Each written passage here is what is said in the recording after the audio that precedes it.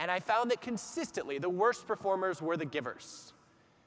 In engineering, they were so busy doing other people's jobs, they literally ran out of time and energy to get their own work done.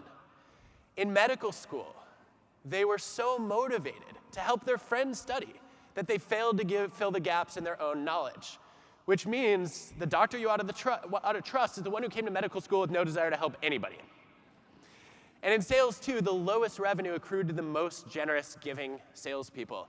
And I was puzzled by this, so I went to one of the companies I studied, and I found the guy with the lowest revenue in his company and the highest generosity. And I asked him, how do you explain this? Why do you suck at your job? I didn't ask it that way. But what's the cost of generosity in sales? And he said, well, if I could be totally candid with you, I just care so deeply about my customers that I would never sell them one of our crappy products. And I found this depressing, and I wondered if the givers are the worst performers, who are the best performers? How many of you think it's the takers typically? Raise your hands, please.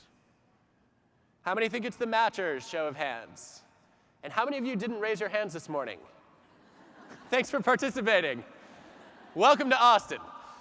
But if you didn't raise your hand, maybe you already anticipated what took me a decade to figure out, which is the takers are not the best performers in most jobs, in most organizations. They rise quickly, but they also fall quickly. And they fall at the hands of matchers. Matchers, we need you desperately in our organizations, because matchers believe in an eye for an eye, a just world. What goes around comes around. And when it doesn't, they know it's time to step up and become the karma police. If you're a matcher, there's nothing you hate more than seeing a taker act selfishly and get away with it. That's not fair. So true matchers, when you meet a taker, you just feel like it's your mission in life to punish the hell out of that person. And that way, justice is served. And I have to say, watching what's happened in Hollywood and Silicon Valley lately, we have a lot of matchers stepping up and punishing a lot of really horrible takers.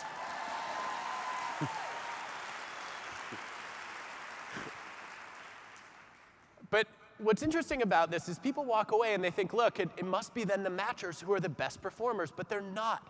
In every job and every organization I have studied, the best results belong to the givers again. The majority of the worst performers are givers, but so too are the majority of the best performers. And I thought this was a fascinating paradox, that helping others could sink your career or it could accelerate it.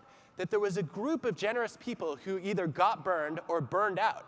But there was another group of generous people who actually ended up not only achieving greater success than the matchers and takers, but did it by helping other people succeed.